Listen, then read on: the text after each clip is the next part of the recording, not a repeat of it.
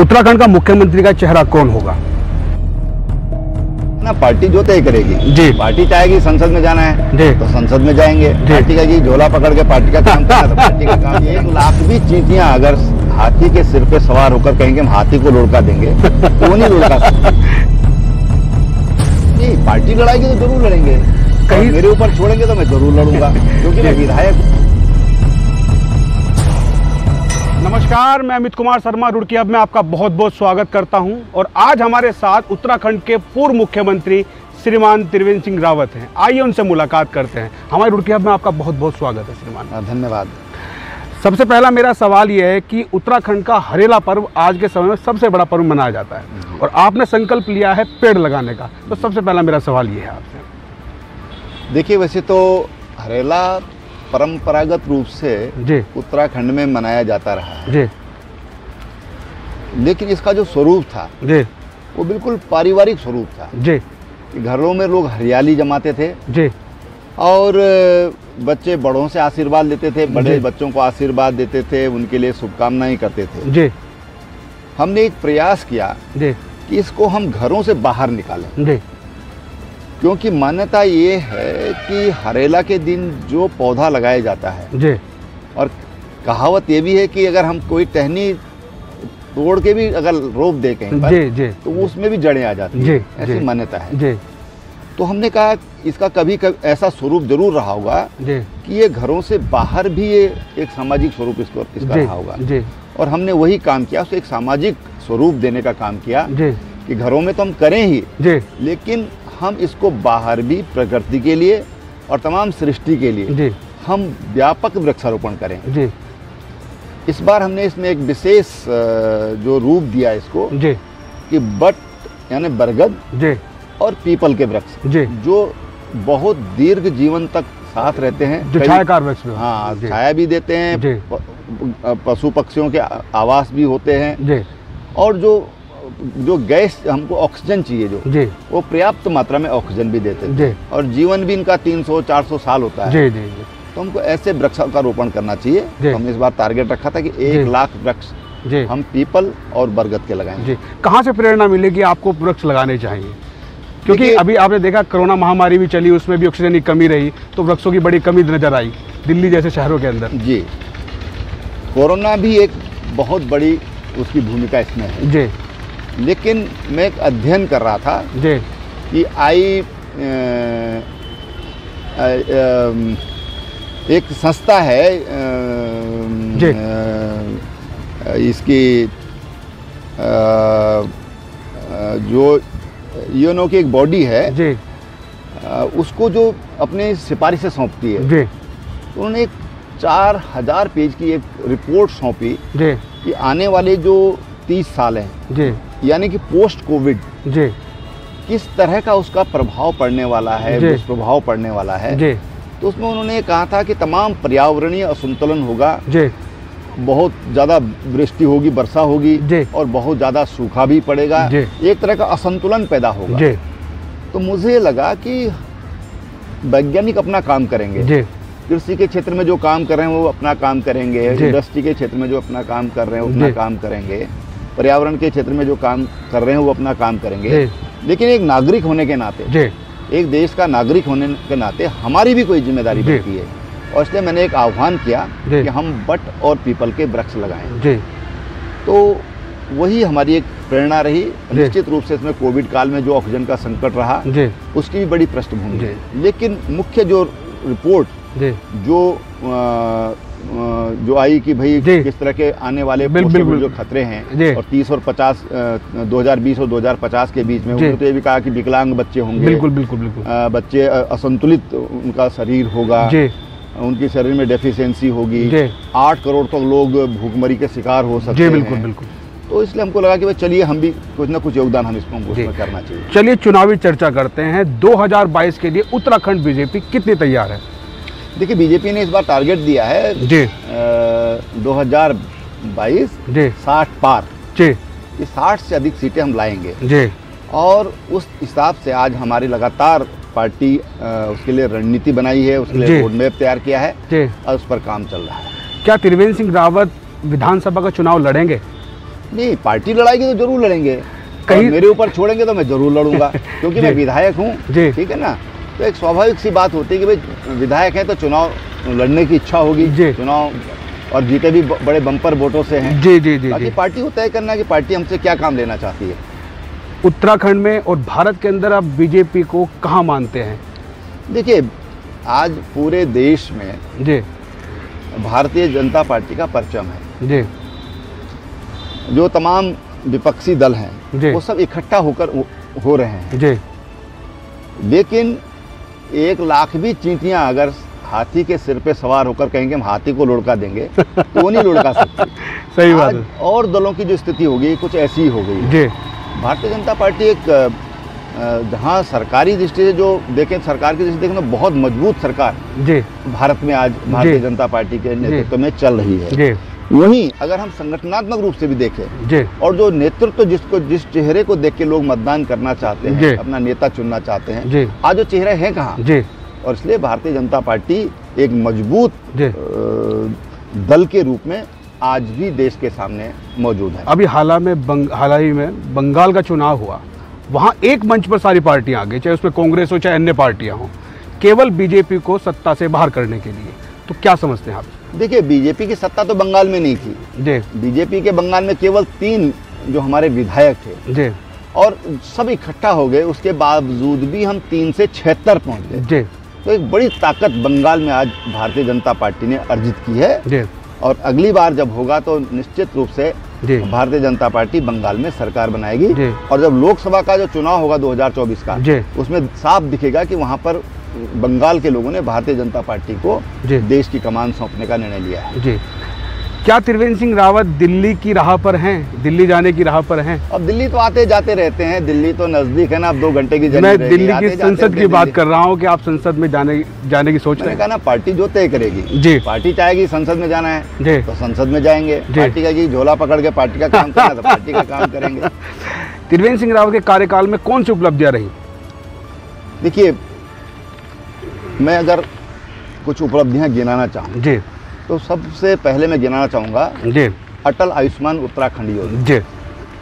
लाखों लोगों ने आज इस योजना से जीवन बचाने का काम हुआ है और विशेषकर कोविड काल में मैं कहूँ कि जो गरीब लोग थे, जो अस्पतालों में भर्ती नहीं हो सकते थे, ऐसे लोगों को बहुत बड़ा लाभ पहुँचा है स्वास्थ्य के क्षेत्र में। अगर हम ये देखें, दूसरी चीज जो हमने डॉक्टर्स की जो भर्तियां की हैं, 1000 से आज हमारे पास 2600 के करीब डॉक्टर्स हैं। आज अस्पतालों में हमारे पास सब जगह पाइप्ड ऑक्सीजन गैस है।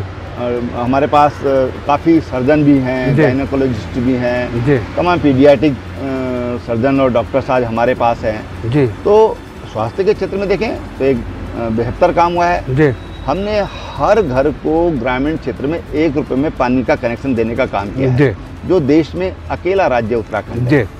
महिला सशक्तिकरण के क्षेत्र में अगर हम देखें तो महिलाओं को आज हमने पति की पैतृक संपत्ति में उनको हमने सह खातेदार बनाया है। महिला सशक्तिकरण के क्षेत्र में एक बड़ा भारी मैं समझता हूँ कि ये क्रांतिकारी सुधार हुआ है। इसी तरह से जो 4 धाम देवस्थानम बोर्ड है, वो भी एक बहुत बड़ा रिफॉर्म है, जो इस राज्य को आज नहीं आने वाले समय में एक बहुत बड़ी मजबूती देगा। चाहे शिक्षा का क्षेत्र हो, धार्मिक क्षेत्र हो, आध्यात्मिक क्षेत्र हो या पर्यटन के क्षेत्र में हो, एक बहुत बड़ा संबल आने वाले समय में इस राज्य को देगा। ये बड़ा भारी इनकम जनरेटिंग सेंटर भी ये बनेगा। दूसरी बात मैं कहना चाहूँगा कि हमने अपने किसानों के लिए आज हम अगर इंडिविजुअल किसान है तो उसको हम 3 लाख रुपए तक का ऋण बिना इंटरेस्ट का दे रहे हैं। अगर समूह हैं और ऐसे समूह राज्य में 32,000 से अधिक है और जो अधिकांश समूह उनमें महिलाओं के समूह हैं, उनको 5 लाख रुपए तक का ऋण हम बिना इंटरेस्ट का दे रहे हैं। शायद देश में अकेला राज्य है उत्तराखंड जहाँ पर चाहे महिला सशक्तिकरण हो, किसानों का मसला हो, स्वास्थ्य का मसला हो। वहीं अगर हम देखें सैनिकों के लिए तो हमारे जो भी सैनिक या अर्धसैनिक हैं, उत्तराखंड पहला राज्य है जहां पर हमने उनके आश्रित को उनकी योग्यता के अनुसार गवर्नमेंट जॉब हम दे रहे हैं। ये उत्तराखंड ने ऐसा किया है। जो गैलेंट्री अवार्डी हैं उनको हमने 2 गुना, 4 गुना, 6 गुना तक उनके अवार्ड हमने उनकी जो राशि है उसको हमने उनको बढ़ाने का काम किया है। शिक्षा के क्षेत्र में देखें तो एनसीईआरटी की किताबें हमने पूरे राज्य में लागू की हैं जो बहुत सस्ती हैं और जो आज का जो प्रतियोगी युग है उसमें जो बहुत बड़ा अपना भूमिका निभाते हैं। ग्रोथ सेंटर एक इतनी ज़बरदस्त परिकल्पना हमने स्टेट को दी है। अभी माननीय प्रधानमंत्री जी ने जब ग्रोथ सेंटर में जो महिलाएं काम कर उनसे बातचीत किया तो उत्तराखंड का भी एक ग्रोथ सेंटर था जो वोकल फॉर लोकल की जो बात होती है तो आज उस पर बड़ा अच्छा काम हमारी महिलाएं कर रही हैं। और यही था कि जो प्रधानमंत्री ने देश के कुछ लोगों से बातचीत की उसमें एक उत्तराखंड का भी था। उत्तराखंड का मुख्यमंत्री का चेहरा कौन होगा?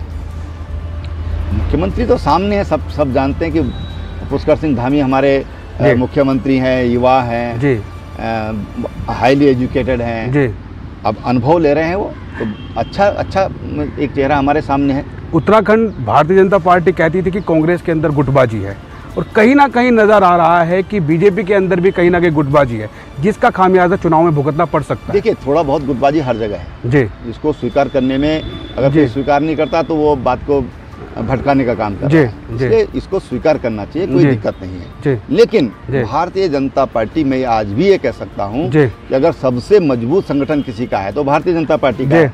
और कांग्रेस तो इसलिए कह रही है और कांग्रेस को वो लोग हैं वो जो इस तरह की बातें कर रहे हैं कि बीजेपी वाले क्यों नहीं कह रहे हैं कि कांग्रेस ने 5-5 अध्यक्ष बनाए हैं क्या जरूरत है उनको 5-5 अध्यक्ष बनाने की? तो वो लोग हैं कांग्रेस के अंदर जो हमसे ये बुलवाना चाहते हैं। लेकिन उत्तराखंड सब जानता है, शिक्षित लोग हैं कि कांग्रेस को आज क्या आवश्यकता पड़ी कि उनको 4-4 कार्यकारी अध्यक्ष बनाने पड़ रहे हैं। बीजेपी में तो ऐसा नहीं है, बीजेपी कितना बड़ा संगठन है, इतने लाखों के रूप में हमारे 17 लाख के करीब मेंबर उत्तराखंड में है, तब हमको इस तरह की जरूरत नहीं पड़ी। जिस कांग्रेस की मेंबरशिप ही नहीं है वो आज 5-5 अध्यक्ष बना रहे हैं, तो आखिर पब्लिक तो सब जानती है। त्रिवेंद्र सिंह रावत को सूत्रों से पता चला है कि उत्तर प्रदेश के अंदर कोई बड़ी जिम्मेदारी मिलने वाली है, क्या है इसकी? पार्टी तय करेगी, जो भी जिम्मेदारी देगी उसको हम पूरी सख्ती से उसको निर्वहन करेंगे, जो भी बुद्धि से, विवेक से और जो श्रम से हम उसको पूरा करेंगे। उत्तराखंड के अंदर कांग्रेस को और अन्य पार्टियों को बीजेपी कितनी बड़ी चुनौती मानती है? देखिए आज के समय में तो कांग्रेस कोई चुनौती नहीं है न कांग्रेस के पास संगठन है न उनके पास नेता है न चेहरा है। तो कांग्रेस आज कोई चुनौती भारतीय जनता पार्टी के लिए नहीं है। आम आदमी पार्टी भी कह रही है चुनौती दे रही है। आम आदमी पार्टी को पूरे समाज बहुत बेहतर तरीके से समझ गया है। केजरीवाल जी ने जो नाटक दिल्ली में किया वो नाटक उत्तराखंड में चलने वाला नहीं है। वो तो इस तरह से नाटक कर रहे हैं कि जैसे उन्होंने सारे सबके बिजली के बिल माफ कर दिए, पानी के बिल माफ कर दिए और जैसे उत्तराखंड के वो मुख्यमंत्री हो गए। तो उत्तराखंड के लोग सब जानते हैं और जिस तरह से उनका तुष्टीकरण है, जिस तरह से मुसलमानों का उन्होंने दिल्ली में तुष्टीकरण किया है वो आज हर कोई उससे वाकिफ है। उत्तराखंड के लोग कभी भी उस नेता को बर्दाश्त नहीं जो अपने सेनाओं पर शंका करता हो। ये वही केजरीवाल है। जब सर्जिकल ऑपरेशन हुआ पाकिस्तान में घुसकर हमारी सेना ने सर्जिकल ऑपरेशन किया, इन्होंने कहा इसके प्रमाण दिखाइए। अपने सैनिकों पर इन्होंने अविश्वास किया, अपनी सैनिकों की विश्वसनीयता पे इन्होंने उंगली उठाने का काम किया है। तो एक सैनिक को आगे करके वो बच नहीं सकते हैं। उत्तराखंड में केजरीवाल जैसे लोगों के लिए कोई जगह नहीं है। कौन से मुद्दे लेकर जा रही है उत्तराखंड की बीजेपी जनता के बीच में? देखिए आज भारतीय जनता पार्टी की सरकार है उत्तराखंड में तो सबसे बड़ा मुद्दा विकास होगा कि भारतीय जनता पार्टी ने जो काम किए हैं। रूरल कनेक्टिविटी में उत्तराखंड देश का पहला स्टेट है। बेटी बचाओ बेटी पढ़ाओ में जो स्वास्थ्य के क्षेत्र में वैक्सीनेशन में हरिद्वार जिला जो 65% से ज़्यादा नहीं जाता था, अब लगभग 99% से ज़्यादा हरिद्वार जिला भी वैक्सीनेशन में जा रहा है।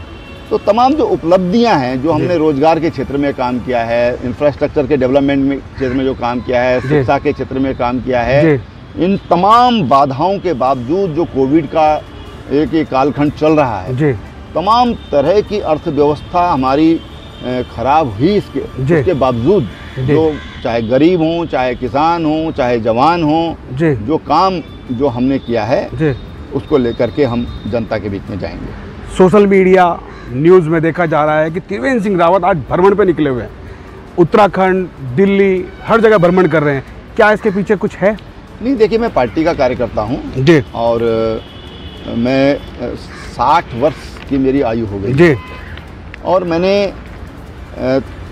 इस बीच पूरा सब हमेशा पार्टी का और पार्टी के विचारधारा के लिए काम किया जी।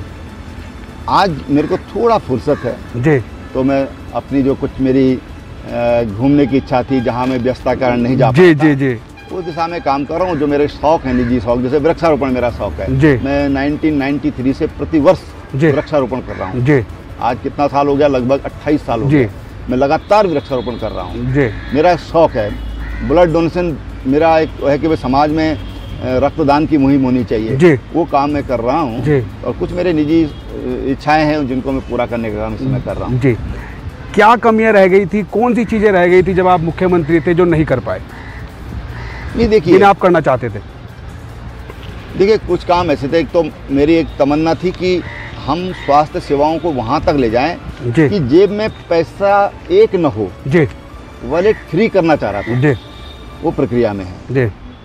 अभी एक चीज़ शुरुआत हो गई है, जो हमारे चीफ जस्टिस हैं उनसे मैं जब मिला था जी, तो उनसे हमारी बातचीत हुई थी, हम न्याय को कैसे दरवाजे तक दे सकते हैं जी।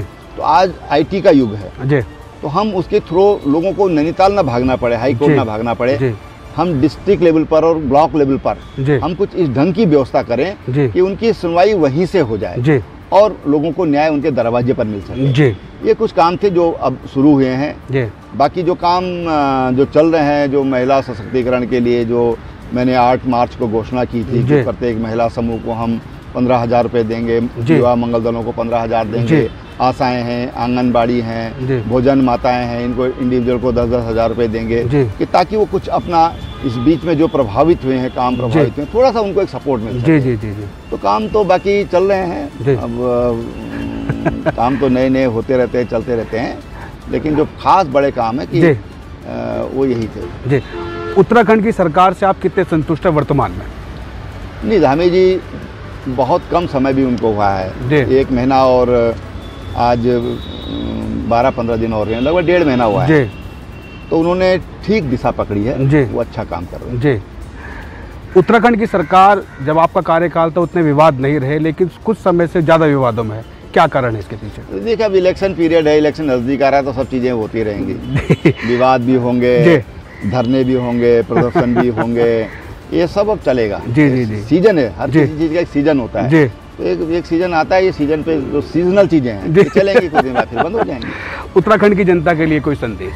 मैं उत्तराखंड के लोगों से यही कहना चाहूँगा कि हम लोग बहुत जिम्मेदार लोग हैं, जिसके सीमांत क्षेत्र के लोग हैं जी। आज जिस तरह से अफगानिस्तान में हो रहा है जी, अपने ही लोगों को वहाँ से भगाया जा रहा है जी, अपनी ही बेटियों के टुकड़े कर दिए जा रहे हैं जी, अपनी ही बेटियों को वहाँ से शेखों के लिए भेजा जाने लगा है जी। जो तालिबानी वहाँ पर पनपे हैं जी, इस कट्टरपन से जी हमको सावधान होने की जरूरत है जी। इससे हमको सावधान रहने की जरूरत है जी। इससे हम सावधान रहें जी। तमाम जो इस देश में तथा कथित सेकुलरिस्ट हैं जी, वो बोलते हैं हिंदू तालिबानी जी। कोई बता दे कि किसी हिंदू ने किसी का कत्ल किया है जी, किसी पर कोई जोर जबरदस्ती की है जी, कहीं तलवार लेकर बंदूक लेकर के उन्होंने किसी का धर्मांतरण किया है जी, या सत्ता पलटने का काम किया है, ऐसा सोचा भी है जी। तो जो लोग देश के अंदर इस तरह का एक वैमनस्य फैलाना चाहते हैं और एक तरफ से अगर देखें परोक्ष रूप से तो उन तालिबानियों को समर्थन कर रहे हैं जी, तो ऐसे लोगों से सावधान रहें जी। आपका अपना समय देने के लिए रुड़की आपको बहुत बहुत धन्यवाद। मैं अमित कुमार शर्मा, रुड़की हब से धन्यवाद सर।